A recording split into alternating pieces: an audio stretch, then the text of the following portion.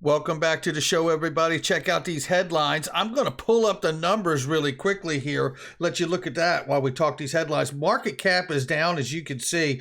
VC, venture capitalist Michael Arrington, we're going to hear from him on Ripple and XRP and the recent hatred and just nasty posts that we're getting from Bitcoin maximalists like Nick Carter.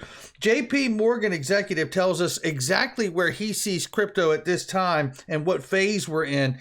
Indian Prime Minister rallies for crypto cooperation globally. U.S. OCC chief is calling for interagency, federal agency cooperation. Say what? Where's this guy been at? And are there talks inside of Ripple to rename their payment protocol? One article says so. We're going to take a look at it. And how about NACHA that governs the ACH network, the automated clearinghouse? What deadline do they have in place for the end of March? We got that and so much more. Somebody roll that beautiful intro.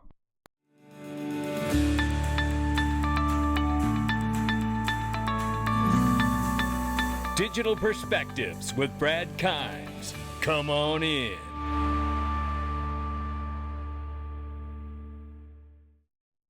Welcome back to the show, everybody. You can follow me on Twitter at BackUpBradleyAbove and everything that we're talking about here today.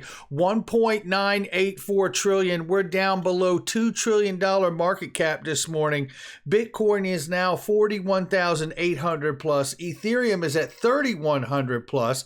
Cardano right now, which has flipped Solana in market cap, is at $1.50 with 30+% gains on the 7-day. Solana is at $136 right now and change. XRP is 74 cents. You know, I just wanted to mention this. I'm not going to pull them up, but some coins that I'm in, I want to look at the current prices of them.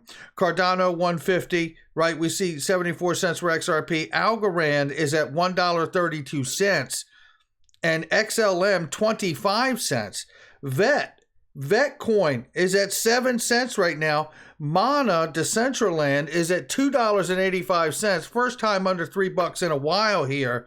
Casino coin at 0.0015. Man, you know, I look at these, and of course I say my portfolio don't look so good this morning, but you know, at the same time, I also say to myself, it might be time for me to put some more seeds in the ground, planting seasons when the market's down like that. Not financial advice, just my digital perspectives. Looking right here, we see 0.7392 on the low side and 0.77 on the top. That is the range of price for XRP. The numbers are brought to you by iTrust Capital, ladies and gentlemen. Crypto, 1% transaction fee. 1%. Come on. No monthly account fee. I'm telling you, this is the best crypto IRA on the planet, bar none. $50 over spot on gold, $250 for silver. You just can't beat it. No liquidating your cryptocurrency. You could take your Bitcoin IRA or crypto IRA to iTrust Capital in kind. Send it right on over if you're in another crypto IRA, because you know that the better savings and better plan is with iTrust Capital. Michael Arrington, venture capitalist and huge advocate for Ripple XRP, as well as a Bitcoin fan as well, and other cryptos that he believes in. He was chuckling at this the other day, and it was really, but now he's reflecting on it and he's angry. And what he's talking about is the way that Nick Carter came after a lot of the XRP holders like all of us, right? And he had this to say. And basically, he goes on to say, Ripple is in a fight to the death with the SEC. Unlike EOS and other idiots, he says, that didn't just roll over, pay the extortion money, and carry on. Michael Arrington is a no-bones guy, no holds barred, right? You know, they are fighting on behalf of all of crypto, but some parts of crypto have hated Ripple and XRP for years, despite not understanding it at all. I would like to sidebar that Nick Carter is obviously one of them. It's time for them to either shut up or take the time to understand.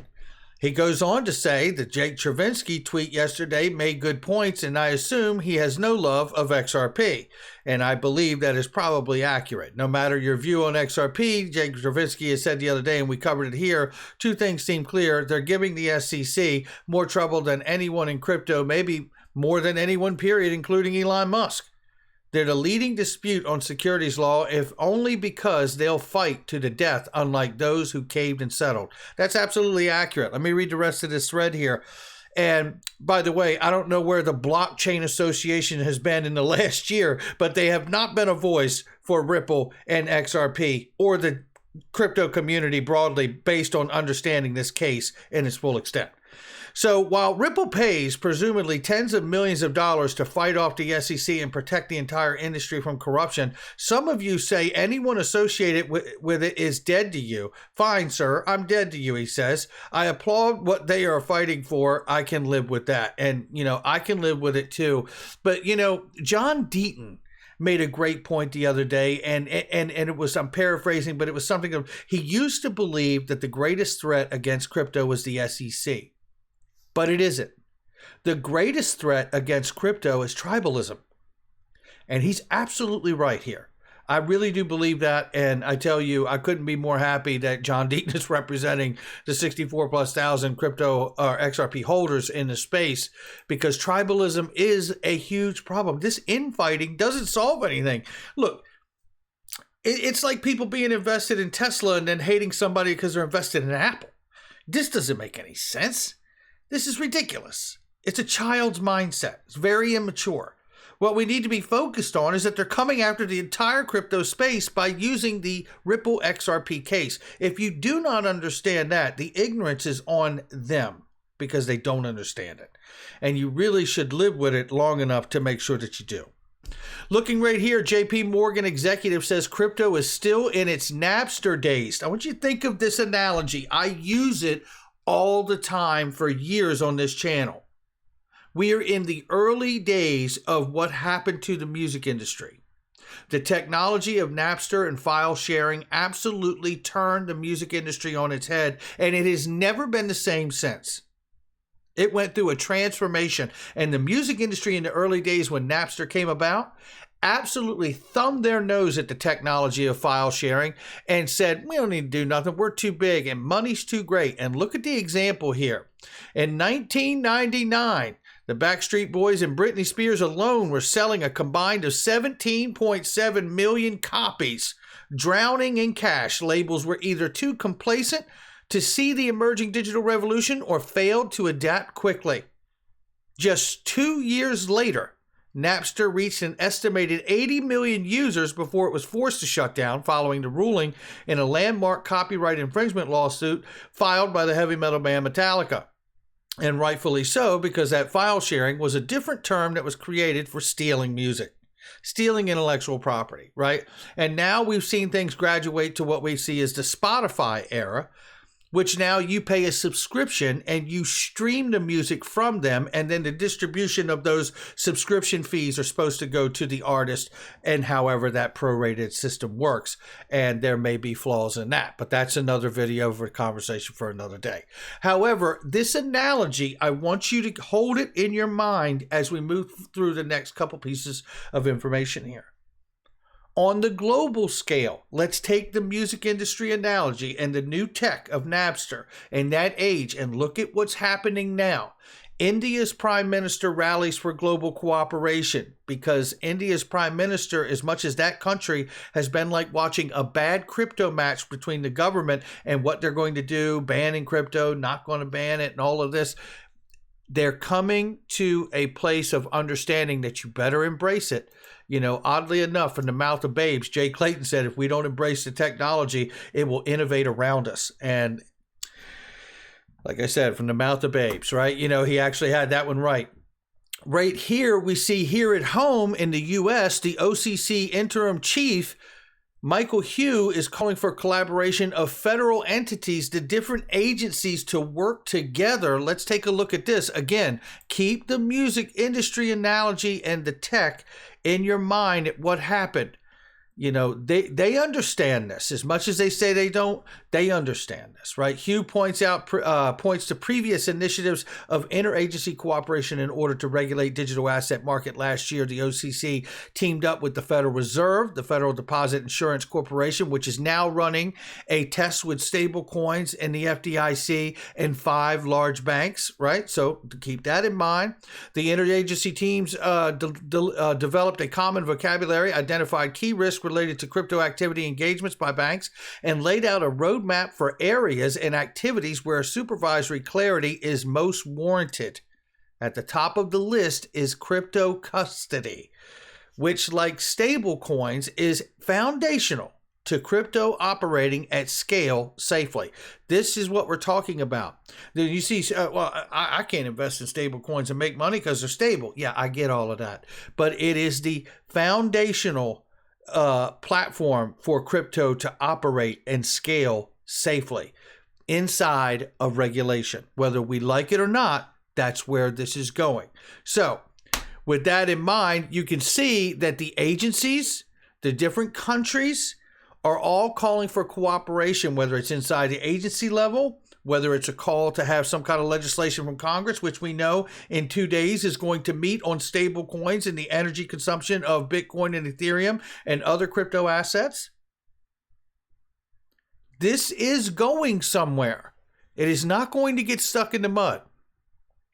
This is Ratha Conman, who shared an article, and it's an interesting article at that, about the Republic of Palau, which is working with Ripple's private ledger to launch a stablecoin backed by the US dollar. Ripple stating in the article they are talking within Ripple to possibly rename their existing payment protocol into something more general to sidestep legal issues. He goes on to say, I assume this is just a way of relating the distinction between RippleNet and the XRP ledger. Also interesting is it is a paid spot. The author is not mentioned and curious. Yeah, I'm curious too. And I even shared the part of this article, which I'm going to show you the article, but I'm not going to read you the whole thing. The first part, the company, Ripple, had intended to distribute XRP among users of its payment protocol as an incentive for faster transactions. However, regulators eventually deemed the move illegal and disallowed distribution. They're talking about pre-allocation. They're talking about option contracts, which we know. Greg Kidd had an option contract. R3 had an option contract, right? We know that Brad Garlinghouse told Julia Chatterley that they do pre-contractual agreements, right? Because that was the plan, and it's not, there's nothing nefarious there. Big deal. Fine them if you need to. You want to give them a civil fine for doing an options contract? Pay the fine. Let's move on, because the reality is they did it the right way. They did it as a good steward of overseeing this new monetary asset by, I believe, instituting a monetary policy by seeking out the partners and customers that could bring the liquidity and the utility to the network of the XRP ledger. But looking down here, the other part of this that's interesting here is currently there are talks within Ripple to possibly rename their existing payment protocol into something more general so that the company could distribute its cryptocurrency without getting into any legal troubles. This is the article right here where that came from. There is, in fact, like Ratha Conman said, no author to the article, so you have to wonder where this is all really coming from. However, we do know that there is a private ledger. What it made me think of is that the XRP ledger is a open source technology, right, for which the native token XRP exists on. We know that there has been a private ledger built off of the XRP ledger for the launching of central bank digital currencies by Ripple as a private ledger. These are facts. We know Central Bank of Bhutan is also taking advantage of this, as well as the Republic of Palau. And God knows how many other people have taken an option position in the early days and plan to do the same thing, probably once there is clarity on this new technology and asset. When I see this article, if there happens to be any validity of it at all, I wonder if the renaming of the payments protocol would be for this private ledger and not the XRP ledger itself. We'll see. This is James Daniels from the IRS. I couldn't get a date on this, but what I find interesting about this, and shout out to the gentleman that sent it to me, the Land family, and shout out to Crypto Bully Bear Decoder. Make sure you give them him a subscribe for bringing this up, and let's bring him up on his subs. But he finds this video here, which I don't believe I can play it because it's copyright issue with the IRS. But there's a transcript here. Just to give you some background, James Daniels. James is a special agent in the Internal Revenue Service Criminal Investigation Division. James is the program manager of cyber crimes in the Internal Revenue Service Criminal Investigation Division. He's responsible for the program areas of virtual currency, and the dark web. Now, they introduce James. He goes on to talk about Bitcoin and Ethereum. But what's interesting here is then it gets to the point, says, let's take a look at Ripple. Now, Ripple is a little bit different than Ethereum and Bitcoin in the fact that Ripple has different business model of what they are attempting to do. And what they are attempting to do is basically get into the same market that Swift market is. And the Swift market is the exchange of money between banks, either internationally or domestically.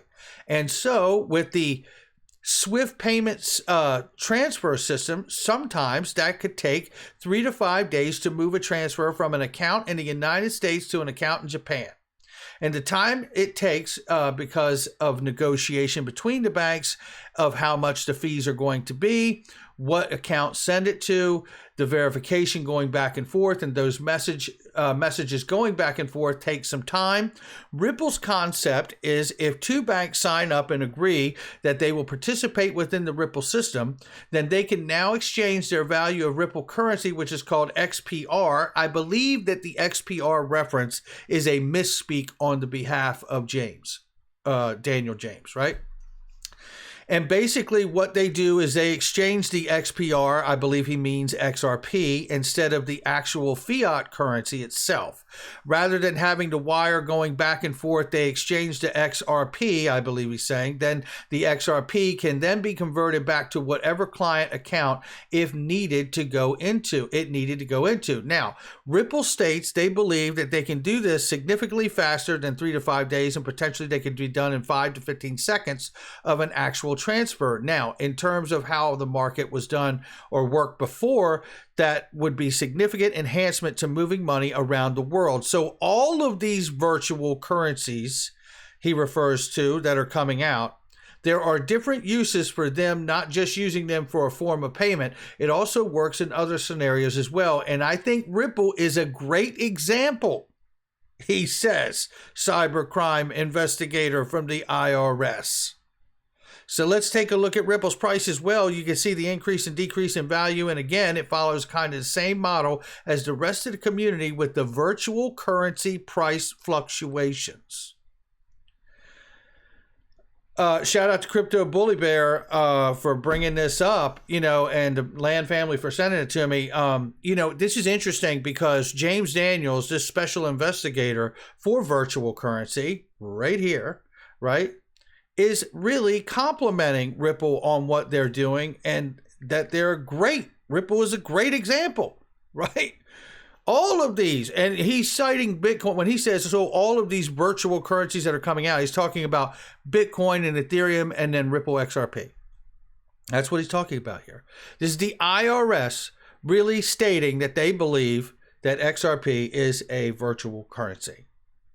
Now, this really goes into the, all the world's a stage folder, as DAI likes to say. And I certainly believe that there are elements and levels of perception that certainly allude to this.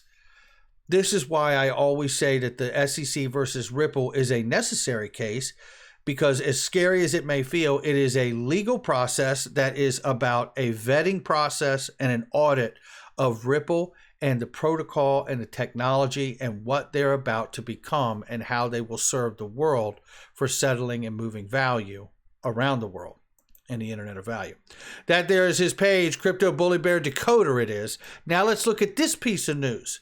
ACH, the Automated Clearinghouse, is a computer-based electronic network for processing transactions, usually domestic low-value payments. between participating financial institutions, it may support both credit transfers and direct debits. ACH, we've all heard of that, but that's what it is. Ripple partner Nacha Payments giving us hints of what's coming in the future. March is going to be a big month, he thinks. Mr. Obey, 1 XRP. Final KYC AML warning. Get ready. XRP, he says. Verify your info by March 13th, 2022. Financial regulations require us to collect additional information from you, and your account will be restricted. You go to the Nacha. Are you prepared for the ACH web debit account validation rule going into effect on March 19th? Join us for our January 20th webinar to learn more. In just 2 days, Nacha's platform can assist companies and fintechs and financial institutions with compliance. This is what we're talking about, ladies and gentlemen. Why is all of that happening? Because they're moving to digital payments, and at some point, I believe the access and settlement of digital assets as well. Now, it may not be on March 20th or March 23rd or what have you, but I believe all of this is to really bring the entire world into position to begin to phase in to a next level where using digital assets to settle and transfer value will become commonplace. This is a reminder right here. Ripple Labs joins Nacha Alliance, and they are no joke. We're talking about Nacha was founded in 1974 as one of the country's premier industry groups, representing over 11,000 financial institutions. Oversees the ACH automated clearinghouses we discussed in the electronic network that becomes the backbone of the U.S. payments. This is an excellent diagram right here from Ripple's website. That's what we got for you today. Who's upset about a down market? I'm using it to accumulate, not financial advice. This is where we are on this day, January 18, 2022. I got to go. Make sure you hit the like and subscribe, leave a comment below, and make sure you hit the notification bell so you don't miss a thing. Check out all the links in the description and comment box.